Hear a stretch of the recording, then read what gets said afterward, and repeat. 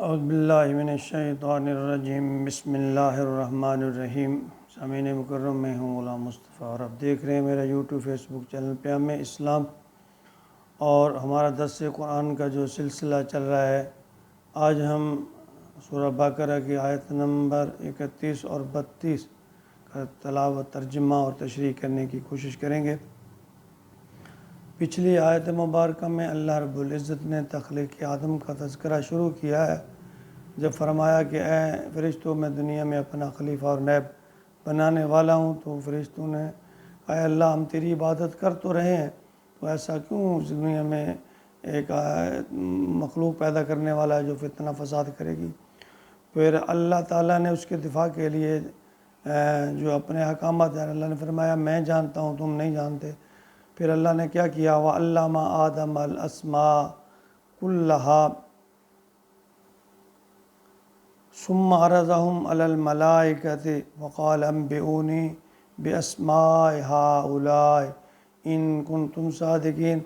تو اللہ رب العزت نے فرمایا وَعَلَّمَ آدَمَ الْأَسْمَاءَ، پھر میں نے سکھا دیے آدم کو اسماء، نام، کلھا، تمام چیزوں کے۔ میں نے آدم کو تمام چیزوں کے ناموں کو نام بتا دیے، سکھا دیے۔ ثم عرضهم علی الملائکۃ، پھر ان کو پیش کیا فرشتوں کے سامنے۔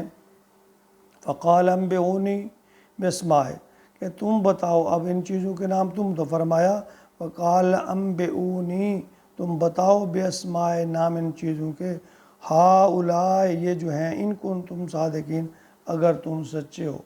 یعنی آدم کو نام اللہ تعالیٰ نے سکھا دیے، فرشتوں کو اس کے بارے میں علم نہیں تھا۔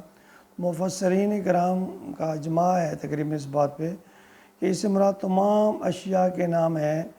ان اشیاء کے نام مراد ان کی حقیقی علم ہے، ان کی حقیقت کا علم ہے۔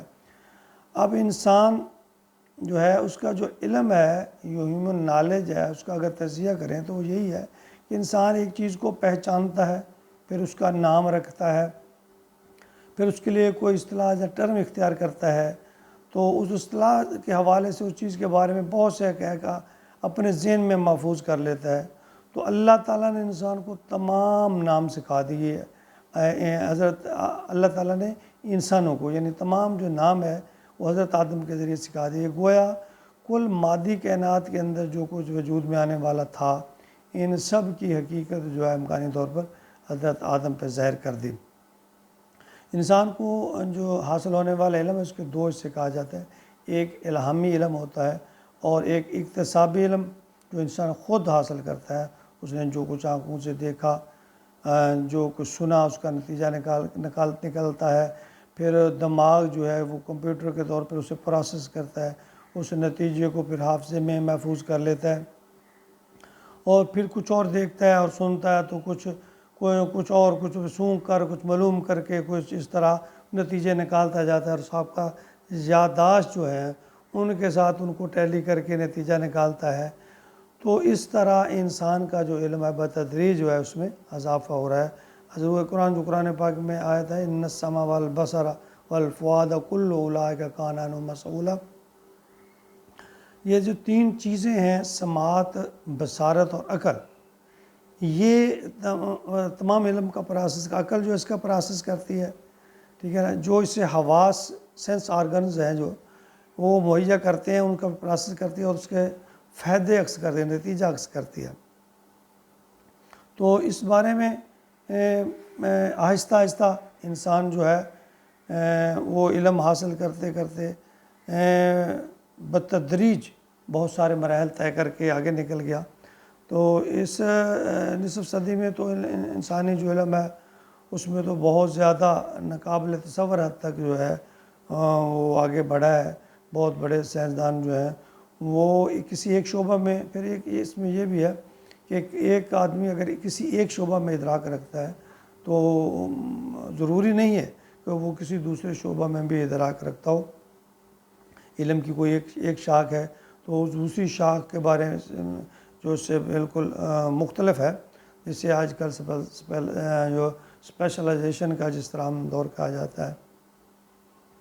تو علم میں اس طرح بتدریج جو نئی نئی ایجادات ہو رہی ہیں، جو چیزیں اور پھر کچھ چیزیں متروک ہو رہی ہیں، تو یہ ایک عظیم یعنی علم کا انقلابی دور کہا جا سکتا ہے۔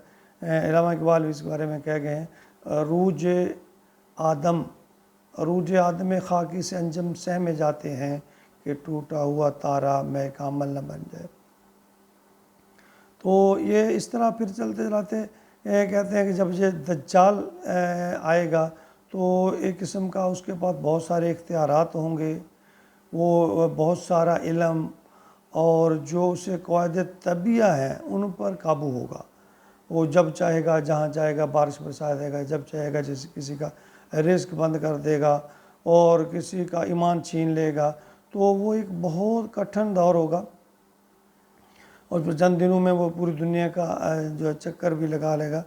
تو اس طرح انسان جو سب سے پہلے جس طرح انسان جو ہے ایک دریافت کی ہے تمنائی، یعنی جس طرح آگ تھی، کسی طرح پتھروں کو لڑکتے ہوئے دیکھا تو اس میں آگ کی چنگاریاں نکلیں اور انسان ہے اس کو بھانپتے ہوئے پھر انرجی اور توانائی کو جو ہے جمع کرنا شروع کر دیا، اور اسی طرح اس انرجی کو کرتے کرتے آج انسان جو ہے ایٹمی توانائی جو ہے اس تک پہنچ گیا۔